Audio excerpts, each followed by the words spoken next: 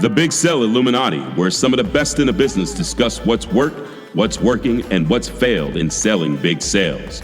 Our panel of experts includes Clarity Seeker, a black belt of brands, our snarky marketer, Monique de Maio. CEO to CEO selling is his game. Fortune 500 in his lane. The Lex Luthor of the close, Mark Kennedy. The effective executive, a force on the boards, a buyer on fire, Tiffany Olson. David versus Goliath selling, the prince of process, Sun Tzu of big sales strategy, Tom Searcy. And that's your panel. Now it's time to talk about big sales.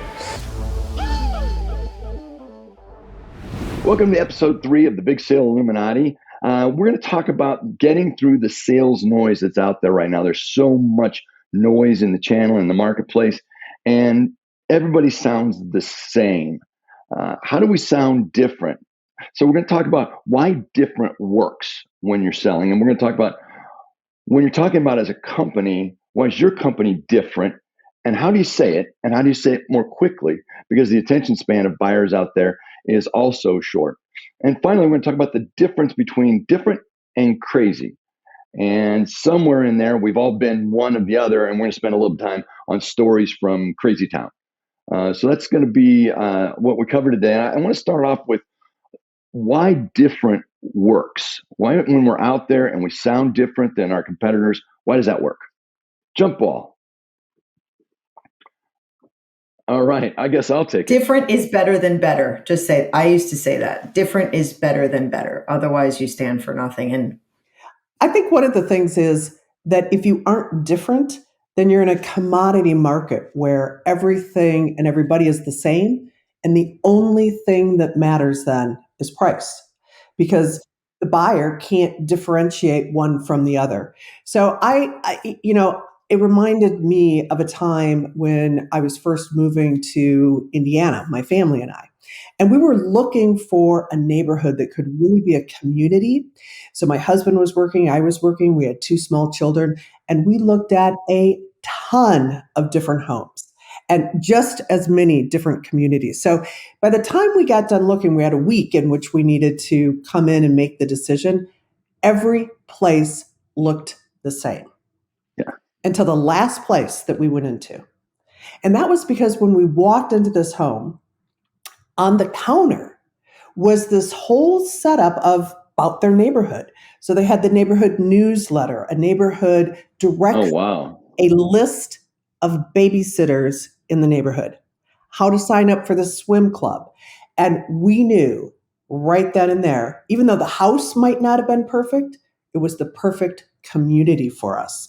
And they have the map there that says, This is the crazy neighbor who's you got to watch out because he's armed and dangerous. And there's someone who died in that house over there. Other than that, your kids can go anywhere. Kids could go anywhere. And it was one where we walked in, we saw this, and we could see ourselves there. So what made the difference, what was different about this, is that they really emphasized and showed and proved that they have this community. Even though others might have been kind of talking about that, here we felt it. And that's really the difference. Yeah. I mean, everybody who's gone through looking for a house becomes numb. You just become numb. At some point, you say, I'll take anything at this price point. And it sounds like you were able to get the one that wasn't like that. What else on the idea of being different? Because you're right, everybody wants to differentiate, or it's just price. Well, the core of it is capturing attention. I mean, how do you grab and how do you retain that attention? And, that's the most valuable commodity on earth, is getting attention of people that matter in the process. And I think that's the real key. I actually had a hard time with the first topic here in terms of why different works, because it's kind of so fundamental and so endemic to what we do that it's hard to not do it. But it's that is different. That is what gets noticed. And I just think like I said, the basis of it is, how do you grab attention?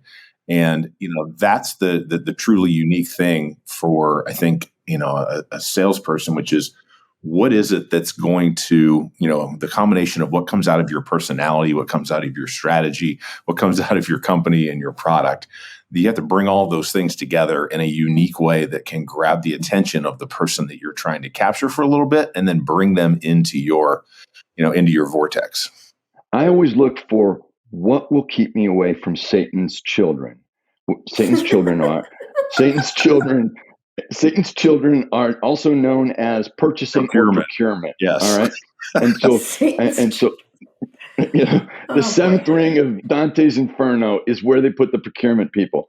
The thing is that if what you're doing goes to procurement directly, it means that you're already being compared on an Excel spreadsheet by some folks that are maybe graduated from community college, and they're going ahead running to figure out whether or not you meet up with everybody else. So how do I get out of procurement or purchasing? I have to be something different that they can't put in a little Excel spreadsheet, because their mindset is to get you to the Excel spreadsheet. So number one, always when we're looking at helping clients and working through that, is how do I stay out of procurement or purchasing? And the only way to do that is to not look like things that get sent to purchasing or procurement. So let's dig deeper into that, Tom. You would suggest to a client that they categorize themselves, if possible, outside in a pre-existing category, for instance. Is that what you're saying? I always get lumped into, let's say, advertising services. We're not really advertising services, right? So sometimes that box doesn't exist. So you want to create your own. That's the takeaway. Yeah, I mean, you're a yield agency, right? Your job is to produce a yield based upon a variety of tools. And, the complex effort is an integrated marketing approach. It doesn't just say, I'm going to go buy advertising for you, or we're going to print off banners or whatever. So when people start talking about yield, they're immediately considered a bit different than traditional advertising. So, and I'm putting out there, you're much better at going ahead and talking about your business. I'm just saying that you cannot look like other people. You do, then guess what? You get to sit at the dinner table of the Excel spreadsheet, and in the middle of it, right? We're splitting up the checks, and we're trying to figure out who has to go ahead and pay for the drinks. So I was looking for a metaphor that Mark would understand, and I fell apart on that. So what would you throw in that as far as looking? You got to pique the interest. And so what do buyers look like? I'm going to throw that at Tiffany. What do buyers look for in creating the difference? Really, someone or who they're representing, the company that really stands out, that is instantly gets the trust, instantly understands and is able to really to message to what the need is. So it cuts through all of the other noise and just really gets to what that particular need is. So for me as a buyer, I'm busy. I need to have something that's very succinct, something that cuts through a lot of the flowery things and then just really hones in on my particular need. I know of a deal that you did, which was a big deal. And step number one was to take everything that everybody was going to be on that was going to be on that Excel spreadsheet. And you knew all the categories that were going to be on there. And he simply said about everybody else who was on the list, this is table stakes. If people tell you that they can do that, there's a minimum threshold. And once they've achieved that, you don't have to be any bigger than that. So throw that out. Throw everybody who ought all they have out. And you need to be talking about just someone who can offer you something other than that, because everybody else was in a foot race. My service is as good as their service or a little bit more, or my product is as good as their or a little bit more, and they're all on an Excel spreadsheet. And the answer is wait a minute, as long as you can hit an 80% on all of these people, you can buy from them, right? Any one of them. But that's not what you need. You need this other 10% over here. So kill off all your competitors by making them the same, saying that they're all the same. And then you drop in. In Tiffany's case, she went from 19 competitors to 4 by saying to the buyer, 15 of these guys are all the same, and it doesn't matter. Buy from any of them if you think that's the problem. Killed them off in a nice, safe way. Yes. And the whole premise behind that and why it was successful is because we were able to differentiate ourselves, that 10% that is different and that's going to make the difference for that customer. Monique, you and I had some back channel discussion of this week. And I like some of the things that you were saying about this whole idea. Because remember, we said you got to say it, and you got to say it relatively quickly. Well, do you want to talk about like how companies have a choice about how they want to position themselves? Do you want to go into that a little bit? Let's talk about that. I mean, people underestimate, I think, tone, manner, voice, just the way you show up and just the way you describe yourself. I had, for those of you who haven't seen it, and for those of you who are just listening, we're going to drop this into the show notes. But an example of how, a same company can describe themselves literally, right? So this company could say something very technical, like, with its industry-leading, massively scalable technology, our web services platform delivers exceptional performance and reliability under the most demanding and highly variable conditions. Okay, great. Or you could say our web services platform delivers 99% uptime and adapts to changing loads in less than a second. That's factual. It's concise. It's a little more to the point. Or you could be really non-technical and informal and say web services that you could set and forget. These is the same company, guys. I mean, even within the voice and the tone and the description of what you use for your company, you can differentiate. You don't even have to get into that room and start knocking people off if they understand what you're about. And then you can knock people off. But the point is, use that to your advantage, but also understand who you're talking to. The technical buyer may prefer one, but if you know as a point of fact that you're going to be talking to C-suite executives that don't have time to delve under jargon, maybe you go with something shorter, sweeter, crisper, and then you play the Tiffany game, which she's very, very good at and can teach all of us how to play. Monique, one of the things that I really liked about that is the differentiation of the message depending on the customer. And if you're able to segment your customers, whether they be a transactional buyer, an economic buyer, a technical buyer, whatever that may be, then you can really tailor that message. Because as you said, same company, different messages. Exactly. Yeah. And you being a C-suite buyer, you may have a preference, the way you're wired, the way you think, the way you would approach a deal. So already if the seller is doing their homework and understanding how their buyers are wired, they have to tailor those communications. Don't you think that too different though is bad? Like, I think there's a degree to which you're trying to differentiate. And I know, you talk about the 10% that matters, but the person that you're selling to always has to be able to turn around. And I mean, the sales process is an educational process that teaches the person you're selling to be able to explain it to the other people. Yes. Like I'm talking to the chief marketing officer. I'm really talking to the chief financial officer, and I'm teaching that person how to have that conversation. I think that's an area where people try to differentiate too much, and it's bad. I've fallen into this trap too, because I've done a bunch of kind of wacky entrepreneurial companies where you try to even create these folks will get in these rooms and they'll start, spinning up differentiation, and they'll get into this trap. I call it the invented language trap. When you start to they'll use wacky made up terms for standard industrial language. And I'm like, wait a minute, we've gone into crazy town here. And I think those are areas where in the sales, as a salesperson, you swing back and forth. You're like, okay, how much different is too different? And then have we entered into wacky town in terms of the language we're using that confuses people? And I'm sure Tiffany runs across that all the time. Yeah, IT in general, which is, I think everyone in IT makes up their own language. I went and I had to buy a dongle for those that might or might not be familiar with that term. I'm like, who makes up these words? I don't know. But every time I hear a new one, it just means cha-ching. It's more money that you've got to lay out there. You have to ask yourself how many dongles you need. A lot, apparently. Yeah. So many places to go with that. So many places. Anyway, but to Mark's point, it's true if you're in the space of creating language and also making claims. I think there's a fine line between, making a differentiated claim and making a claim that the buyer is then going to automatically doubt.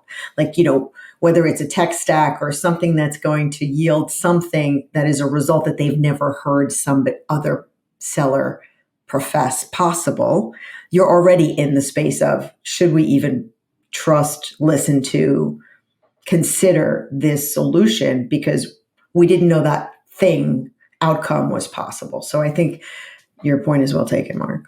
I'm at least taking an angle on Mark. I may not be disagreeing with him, but so I think that there's a little bit benefit in shock and awe. And since we all know each other, you probably got a sense that shock and awe is I'm going to consider it a specialty. But the point being is I've got to develop a company who's building facilities for a developer. Typical multi-use, ground floor retail, next floor up office, above that either hotel or residential, multi-use space. So you come in as to a developer and you say to him, I can build this for you, and et cetera. But then you say, here's what our approach is going to be. We're going to build first line is actually with the intention of getting that rented out. But for you, we're going to skip level 2 and go to level 3s and above. Why? Because that's going to be the apartments or the hotels, and that's what's going to generate the revenue for you, the developer. So all you're looking for is a building and a construction methodology that will allow you to build in ways in which revenue can be generated along the way based upon percentage of people who are going to be attending. Now, it's still you're still the best construction company, but you're not talking about construction. You got a developer. What's a developer want? Developer wants tenants. And that conversation dramatically changed because you're still building the same building, but in a way or in a sequence. And that changed everything for the conversation. A little bit of shock and awe, definitely a demonstration that you understand in this statements that have been made so far, that you understand the business. And Mark's always selling past whoever to the CFO. Yeah, that's great. So you've commoditized the whole construction process, and now you're talking about a business deal. So it's a very different conversation. That's super smart. I bet you taught them how to do that, huh, Tom? It did happen that way. But again, it does always start off with the money, right? Who's got the money and why are they motivated to do it? The developer was trying at first to reduce the cost of the building rather than increase the speed to the revenue. And that's where everybody else was talking. I can outbid you. I can go ahead and decrease it by $100,000 on a $25 million building. We can be $100,000 less. Really, that's fantastic. No. So you got to change. I don't know if I call that shock and awe, but it definitely was a differentiation. Aren't there kind of two variables anyway? It's time to money and time to market. I mean, kind of, that people are going to be concerned about. You always say if you're not talking about money, you're not talking about anything. Didn't you you said that to us a couple of times? Because here's the thing. We all know that if you're selling a big deal, you're going to wind up at the CFO level. I mean, at some point, somebody's got to write a check and it's going to come out of the CFO, and the CFO has the rubber stamp. That's the other part of the process that we believe in. I want to get the CFO in early, and I want to understand what level of language that CFO is talking about as far as money, because they have their own KPIs. Sometimes it's margin, sometimes it's capital invested. I mean, you got to find out what that's going to be, and that's why you have to go talk to the CFO. You can't talk to other people who are just, including the sons and daughters of Satan. You don't want to talk to them. I know. I'm telling you right now, we're not bleeping that out, because I have been on record about my affection for people in procurement purchasing. Yeah, we just had a whole bunch of people opt out of this particular program. There's a thing that comes out, and it's called the reptilian brain. Is anybody familiar with the reptilian brain? Yeah. Who wants to grab a hold of that reptilian brain? Because I think this is where that issue of differentiation versus similarity is what piques interest. So, it's got a branding problem. Yeah, which one of you wants to be a reptile? I mean, it's a tough call. I'm going to do the alligator arms. I don't want it. My son tells me I have T-Rex arms, and he does that. He's like, okay. I was like, thanks. I love you. I get great joy out of the fact that at the very base of the human existence is this thing that just processes autonomously, and that it's always making the judgment whether you want to run, fight, eat, or fuck. I think that's just fabulous. I like the fact that every interaction I have is it's somehow deeply involved in those four things. It just gives me great joy. So funny. Yeah. Well, again, you've got to figure out, you have to pique their interest, but that list right there provides a variety of ways to pique their interest. We're going to try and keep it on the commercial level. All right. So yeah, probably a good idea. You're right, though. You are right. It is the reptilian brain. It's that part that gets, our immediate reaction, right? Before we try and process it at a calculated level or some sort of commercial benefit level. I don't know if Monique is going to be able to top your answer, but she was about to give one. Definitely not. Definitely not. Though I used to tell my son that the average man is really only concerned about three things, and they all have different formulas for those three things. Right? I need a pen. So, yeah. So it's sports, food, and sex. And some men are like, 75% sex, 10%, sports, 5% food. Some are 75% food, 10%. It depends on the guy, but basically those are the three motivators, and he just nailed it for me. I love it. Do you don't think maybe you could be 300%, 100% of each of all three of those? Possibly, you could be 300%.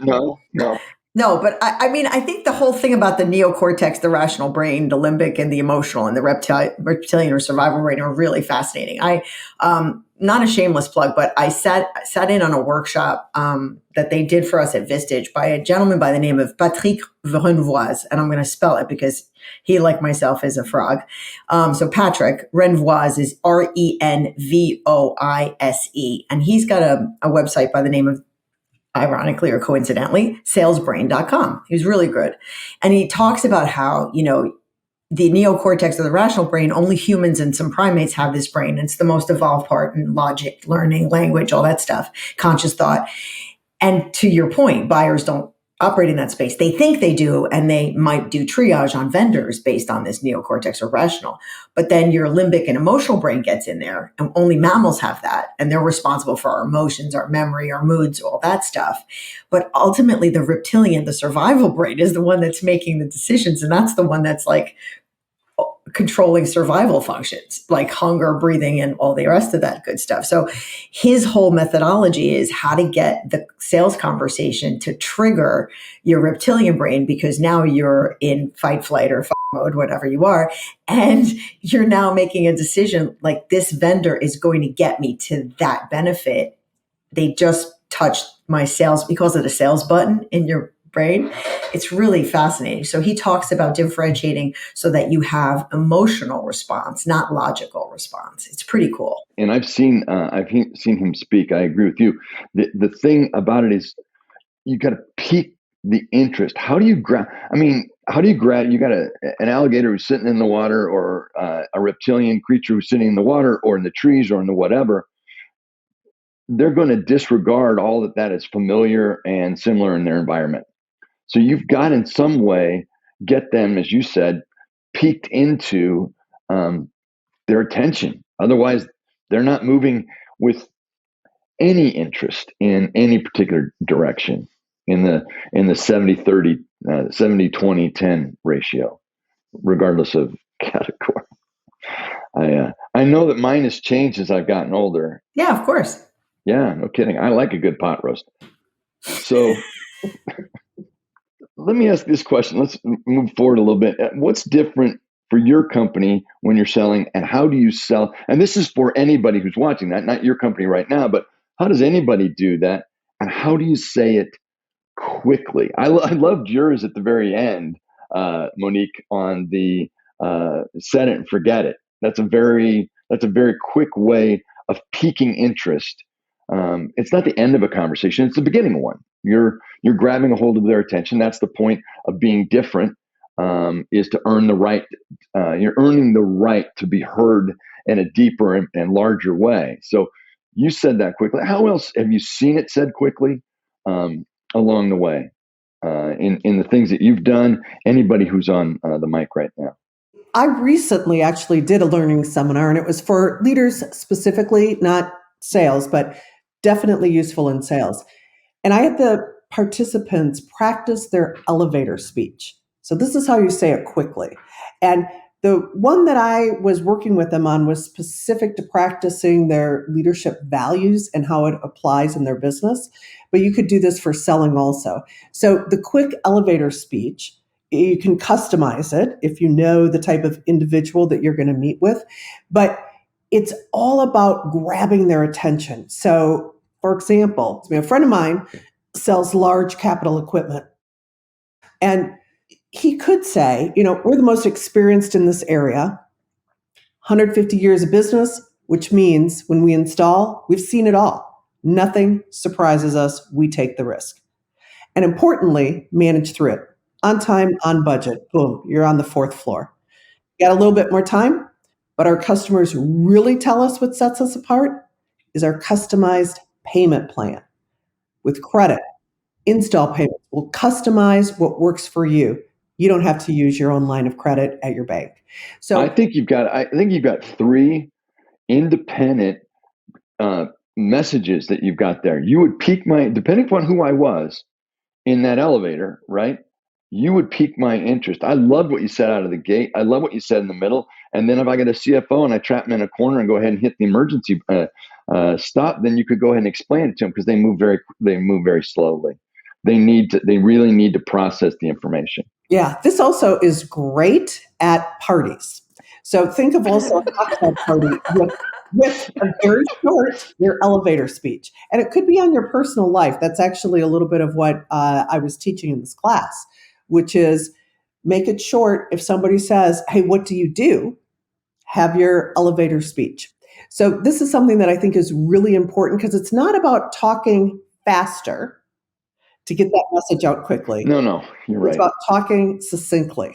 I know that you do this all the time, Mark, as far as these go. And I know some of your stories about the fast conversations. Or I'm sorry, the piquing, how do you pique the interest where you go, I'm going to say something you're not used to hearing. So Mark, one of those. Definitely have developed a shtick, especially with now. So the company I run now is it's got some broad ambitions. I mean, it aims to flank the traditional advertising industry in a similar way that Amazon flanked traditional retail, and we do that by trying to get senior marketing executives to confront the fact that the traditional audience engagement model, the PESO model, paid, earned, shared, and owned, is fundamentally broken and actually fundamentally backwards. And I get them moving very quickly with a couple of simple, like very, very interesting questions that challenge their both professional strategies and personal behaviors. So what I'll say, when was the last time you knowingly clicked on a paid search ad? Or a banner ad or whatever, like any form of digital engagement advertising? And I'll say, I say knowingly because I know how you people are with economic terrorism and clicking on your competitors' ads and charging them $6, right? And they'll say, well, I wouldn't, or I don't, or with a banner ad, they'll say it's been 15 years, right? And I'll say, well, why is that? And they'll say, well, it's because I'm being advertised to. And I say, don't you think it's ironic that your personal behavior is diametrically opposed to your professional or acquisition strategy? And then they're like, ugh, you can just see them. They're like, damn it, you got me. That was brilliant. That's my favorite. That's my favorite little crap. That thing is probably sold close to $100 million in what we do. I mean, it's insane. Just that, that brings them in, and that gives me the right to do the rest of the stuff that I do. So then what do you follow that up with? So for the benefits of the audience here, what happens after that? They have their jaws on the floor. They're looking at you like, damn it, dude. There's some things that kind of go with that. So when you hit somebody with that, you've kind of destabilized. And of course, I literally sell almost exclusively to chief marketing officers and people that are head of performance marketing. And these are senior executives, incredibly well educated. We're talking, Harvard and Stanford and MIT and Wharton. I mean, you you can't throw a dead cat in my business without hitting a Wharton grad. And they're very analytic because it's the data side of performance marketing. And so what I have to be very careful of, and this is one of those things that I've learned, like when you write these insights down over time, and that is the more vulnerable you need someone to be, because I'm in the changing your frame of reference business. I need to change the way, like if you're a chief marketing officer today, you were a brand manager pre-2006. And 2006 was when two destabilizing things happened to marketers. The iPhone was launched and Netflix was launched. So now you've got everything in the world in the palm of your hand, and you've broken the traditional broadcast audience model for television. So you became asynchronous with how you communicate to big audiences. And so when I have to destabilize someone's entire strategy for what they think they know about audience engagement, that's a small room conversation. I need you to be vulnerable, because as soon as your direct reports are in the room and I put that in your lap, you're going to fight. Even if you think I'm right, you're still going to fight. Yeah. So I always tell people that, Tom, this is one of the weaknesses of the Hunt Big Sales model. Actually, it's not really, but where people have to understand the nuance of how it works, which is the concept of executive sponsorship is super intimate. That has to happen between two people. And from that point forward, you can expand your buyer's table. You can expand the boat of people that you bring on board. But when you are creating the foundation of those large, really industry shaping deals, you have to do it in a very, very small room, or you won't get the level of intimacy that drives up the deal. And then the second thing I have is I've got this great little hokey story I tell, and it drives the guys that own my company crazy because it always works. And we talk about, because if you think about today, the world, if you make the argument that the peso model is broken, what you have to say is, well, you're paying to interrupt people, and that's annoying. It's becoming, when you look at the privacy data rights and all those things that are happening now, the end of third-party cookies, like people don't want to be interrupted, and they're starting to treat it more as a brand tax. And I'm, Monique, way more about this than I do. But what's happening is people only really want to be advertised to or communicated to when they're in market, and you declare you're in market by a number of different ways. But what I always say is, if you're trying to find new customers, I kind of think it's like fishing. And I say to these people, I said, if you're going to go fishing, what's the most important thing you have to have if you want to go fishing? And everybody says, what? They say, well, we have to have bait, or we need tackle, we need a hook, we need a rod, some people want beer, some people want sunscreen, they want a hat, they want whatever. And I say, all those things are really important, but the most important thing is fish. In my business, I tell you where the fish are, and I tell you who they are and what they are, and I give them to you. I'm in the bringing you fish business. And they're like, are you for real? I'm like, I'm so for real, you won't even believe what's going to happen. And then off. I feel like I want to jump in on this because Mark said take a look at this. My short message is, because we operate in the $10 to $250 million, typically privately owned, but not always privately owned businesses, right? And so I ask a question, which is, are you trying to double your business in the next 3 years? And they'd say yes or no. And I said, okay, your average sale, we've got a way to get that between 5 and 10 times the size of your average sale. That effing question has cost me $5 million. How so? Literally, it pisses me off. Tell us this. Come on, guys. Spill. We need some stuff here. The version of the fish is: do you want to double the size of your sale or size of your company? So that one right there says, no one's asked me, do I want to double the size of my company? I mean, I do. I think about it. Whatever. It's the piquing of the interest, right? And then I have to say some version of 5 to 10 times the size of your current average sale. Or I have to say, do you think you're going to get that by catching a lot of little deals so that every day you've got to go ahead and catch lots and lots of deals? Or would it be easier if you could figure out how to catch fewer number but larger deals? And that's that you can cover all of that in an elevator ride.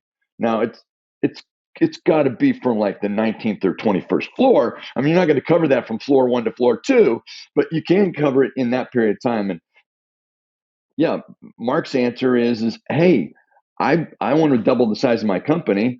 I know the big sale is a smarter thing than a smaller sale, so it's just math at that point. And the tone is one of confidence and curiosity, which you talked about, Monique. You talked about tone matters. Tone is a piece of that. Like there's a book to be written out there around if you're it's the upper limit, specifically on services businesses, but a bunch of businesses in general, and probably the predominance of B2B companies, the size of your business is got to be a direct derivative of the median deal price that you're able to drive. I know that's my own business. I've gone through services business where my average deal prices were, in the tens of thousands versus the hundreds of thousands, and the hundreds of thousands business grew up like crazy. And right now we're in tens that size, but it's 100% true because it's the degree to which your customers ultimately trust you and the amount of, the solution you can actually provide. That's a good way to look at it. So that would cause me to have a logical conversation with you. And then now you're emotionally engaging me as well, because now you're telling me I could triple the size of my company based on my average deal size. It's sort of like saying you're the what is it? The aggregated IQ of the three people that you spend the most time with. Did you hear that one, you guys? Did you hear about that? Well, I hope it's okay. Yeah, that's the newest thing people are talking about. I'm in trouble. Yeah, I'm spending my time with you guys. I got to go up. I got to go up market. I mean, see if I can't get some smarter people.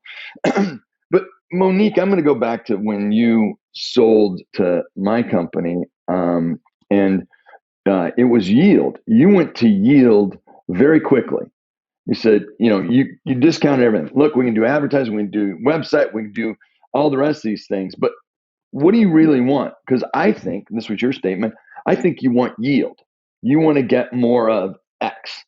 And you were the first person who said yield was the driver of the conversation. And you had me right then. Like, she's speaking my language. She understands what I care about. And you said yield, and that's a very short statement that piqued my interest. So well, it would pique your interest. It may not pique another buyer, right? If I was talking to Tiffany, that might not be her KPI or her driving force, or her limbic brain might not be lit up by yield. She might be all about, something else, or acquiring customers in a new vertical that that they've got some goals around. So that would be a different conversation, right? So it would be, we can get to what you want as opposed to I'm going to sell you what I have.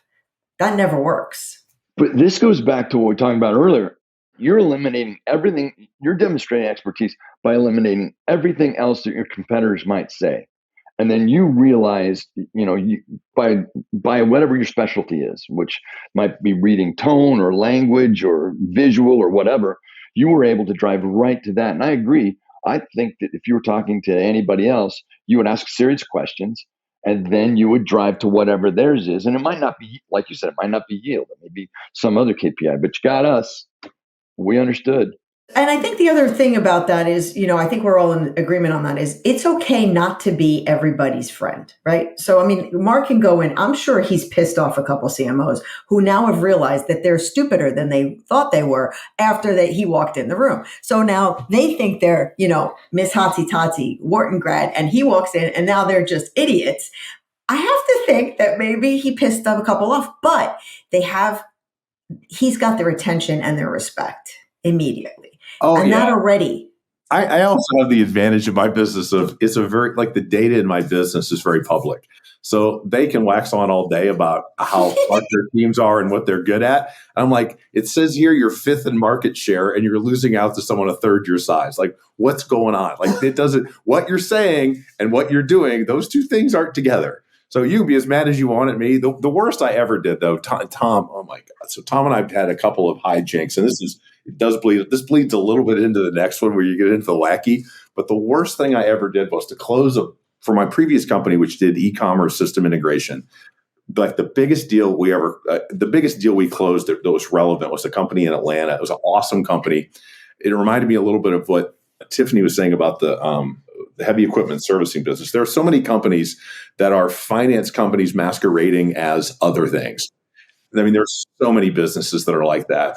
And this is one that I wish I had invented. It was a company that did payroll deduction to sell like stuff. And it was basically like it was a purchasing program, and started out with two guys that were, two dorky guys in their garage who wanted to build computers, who couldn't figure out a way to sell them. So they went to the local school district and they convinced the school to sell teachers computers and do it through payroll deduction. And that was literally how the whole thing started. The industry is called imputed interest lending, which is an awesome thing because it is on the very lunatic fringe of being a regulated financial industry, but it's not. So if you say the B word in there, deep in the bowels of this organization, there's a guy named Alex who knew exactly what they did. The two guys that started the business had no idea what they did. They just knew that people wanted it and it started to grow. And then eventually they got sophisticated. They're so sophisticated that Goldman Sachs gives them $500 million line of credit. So these guys, I'm in there and they're growing leaps and bounds. And they can't fulfill their orders. Their e-commerce systems were all homegrown. And I came in with SAP and we're sold in this big program. And my closing line was, as I said, fellas, because it was all guys at the time in the room, I said, fellas, I've come here today with bags of money and I just want to see who's smart enough to pick them up. They threw me out of the meeting. Their attention. That is an attention grabber. They said, get the f*** out of here. I'm like, okay, but you'll call me back. And I just get. But I had a signed contract 2 days later. Yeah. Well, I think part of that goes to earning that respect, though, to be able to go in and make those type of bold statements, because obviously you had the respect, you had the knowledge, and you had their own data that you could use to compare them to their competition. And that benchmarking is so important. By the way, what you just said is exactly right. Yeah. That benchmark, because if you're dealing with executives and you can show they're lagging their peers with valid data that they can't refute, it is so powerful to get them to move. Well, then again, this is back to so what Mark just said is now you're kind of like infringing on their manhood. Like, do you know that Joe running ABC company that competes with you is kicking your ass? And all of a sudden he's like alpha male, like, I'm not going to let Joe kick my ass. I'm going to be the guy. It's funny. I mean, you literally see them like puff their chest and be like, I remember talking to a CEO of a bank, a regional bank here, and he had the same reaction. I was like, XYZ bank, this is the data that we came in with. I can't believe John is doing that. Like it was so primal. I was losing it. So it's time to go to Crazy Town. And if we're going to start with Crazy Town, we're going to start with Tiffany because she lives in Crazy Town. That's not true. But I know some of her Crazy Town stories, and she's had to do some odd kind of things over time or frame things in a different time with people that are not used to having things framed in a different way. These are people that are a little bit puffy, stuffy, and highly regulated. So I put you on the spot there. You did. And yeah. And Tom, this is a story that I haven't told you before. So this is a new one. So my very first job out of college was selling pharmaceuticals. And I had the glamour states of Minnesota, Wisconsin, and Iowa. Many people wanted them. Only the hardiest of us were actually able to sell in that area. But I was working for a pharmaceutical company, and one of our products was a ear infection product. Really sold well in the pediatric market. And one of the reps on the team would walk into the hospital to talk to doctors, and he'd put on this big ear, this huge ear, and he would walk in wearing that. And he'd be like, hey, I've got this great product. And, it was him because he was at that level of just, being very comfortable and being very outward. On anybody else, it would have been crazy. They would have walked him right over to the lockdown unit in the hospital. But for him, it did work. And crazy is one of those things, if you can incorporate it into your personality, if I did that, they would have locked me up because that's just not me whatsoever. And I would have been able to carry it off. But when you get on that fringe of where you're really kind of pushing those boundaries, it's different, it's memorable, but it also has to be credible. So he was able to kind of do both. Brighten up people's day with something rather silly, but he had knowledge and he had the credibility. I love that. That's a great Crazy Town story, because it piques the interest and it does all the rest of that stuff. And, crazy sells, being different than somebody else. I've got a Crazy Town story. I wound up speaking in front of a group of CEOs. I've done this 100 times, and I get bored, and so I wind up. I wind up. It's one of those things where you're giving the same speech and you're trying to get excited, and et cetera, and you're trying to get off of the pharmaceuticals yourself. So you've gone ahead and decided to go in. You decided to go in cold. And I just said hey, listen, we're going to talk about doubling the size of your business. Is there anywhere here of anybody who does not want to double the size of their business? Just raise your hand. And about half a dozen said they know. I said, you can leave now. No, I'm serious. All we're going to talk about is double the size of your business. Why don't you go make phone calls or do something that's interesting for you? There's a coffee shop down the street or whatever. But I mean, if you don't want to double the size of your business, that's all I'm going to talk about. And I said, so do you want to change? Anybody wants to change their mind? All right, about the size of their business, and they all did, because they didn't want to be looking around at anybody else and saying, no, I'd like to have my business suck for 3 years. So because the thing is that you've got to grab their intent. Why am I here? Mark talked about it an episode or two ago, and we're going to talk about this at some other point about executive intent and the need for that. And if you can't grab executive intent or find out executive intent, it's really hard to move forward. I'm not sure. Mark told his bags of money. I like the way that ended. It worked. It worked. Yeah. It worked.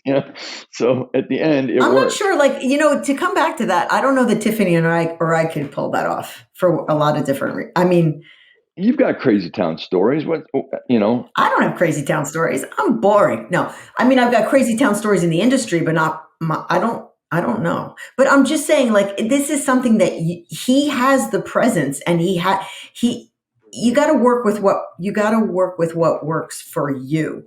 I think that I can't, my stature, my gender, all of those things kind of can have an impact. Let's be reasonable here, people. We have an audience and we have to be authentic. I can't pull off a Mark. I think as I've gotten older, I've become a caricature of myself. Yeah. Yeah. Well, my business partner and I say that our filter is disappearing year over year. Yeah. At an exponential rate. It does. It's amazing. I don't give a beep. Well, that's a very human psychological condition, right? As you get older, you seek to become more of your authentic self. I think that's true. Right. And what's great about it is as long as you're not completely nuts or Charles Manson or something like that, that tends to be a very authentic thing. People enjoy that. They're gravitated to that. Yeah. What Tom actually helped me with it was probably it was probably about a year ago. And we were trying to close a deal with a big life insurance company, actually multi-line insurer that sells through group plans. And we had this fantastic deal set up, and it was like an 8-for-1 return. Everything was right. Chief marketing officer was also a former customer, and just everything was right. And for the love of God, I give him these, the deal's teed up, everything's ready to go. Nothing. It's dead silence for a couple weeks. And these folks are busy. They've got a million priorities, and they're dealing with shareholders, and they're dealing with their CEOs and all that stuff. So Tom's I'm what do I do? Tom goes, give him this line. So I typed the line, and by the way, text the secret, if there is a secret for communicating effectively on a professional, personal level with a C-suite person, is text. As we do we have a big channel or basically network of these folks. All the outbound stuff is all via text. That's what they respond to. Even though there's too many emails in their inbox, there are too many people. Their phone is in their hand, they get a text. But anyways, that's an aside. So the actual line was, when I send you a deal that's going to put, for every $1 you give me, I'm going to give you 8 back. I expect a check, not a brush off. Literally, that was the text. When I send you a deal that's 8-for-1 return, I expect a check and not a brush off. Literally 15 minutes later, he's on the phone.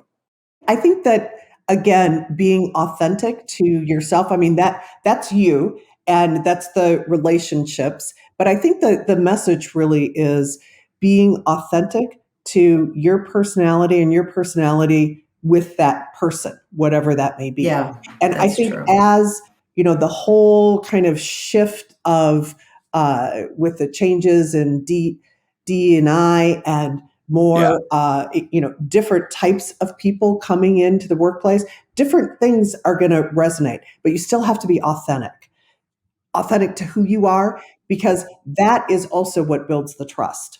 So, Yeah. could I get away with doing something like that? Probably not, but that's not me. But could I get away with wearing that big ear? No. But there are other things that do suit my personality. And I think that's important to discover. I agree.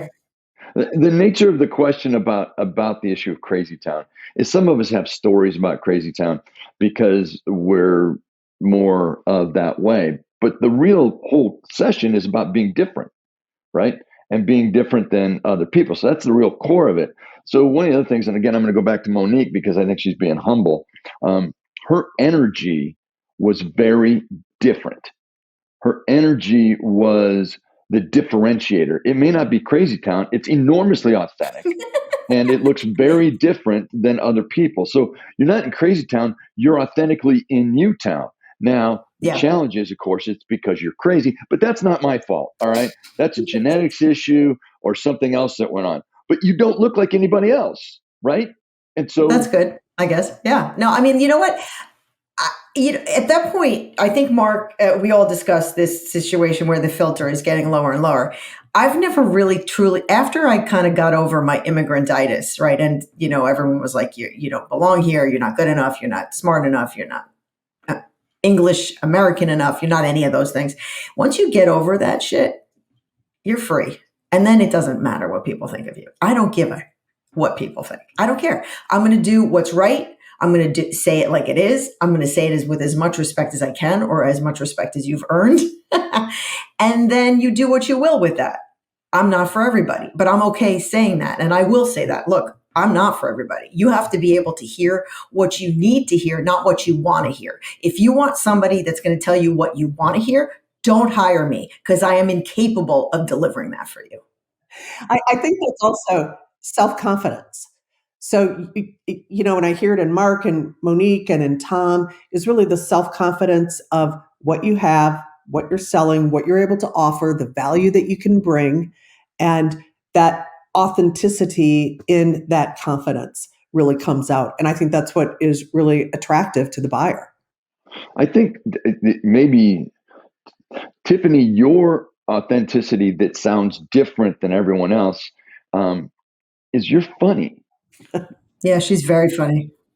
You're confident enough in these highly regulated, be very, very safe, structured environments to be authentic enough to just be funny. Now, I'm not talking Bozo the Clown funny. I'm talking about relevant jokes and commentary and et cetera that says, I'm confident enough in what we do and what we say and in myself that we're here and we're talking, and everybody else is trying to sound highly safe and et cetera. And I don't have to. You have an incredible poise also. You have like an aura about you. There's very much in control. So when you sit down at the buyer's table with a seller or vendor or whatever, they have to be like sitting up a little straighter and thinking about their vocabulary, because you don't want to be a slacker in front of you. Like that's what happens, So I think just by being in the room, you elevate the IQ, literally.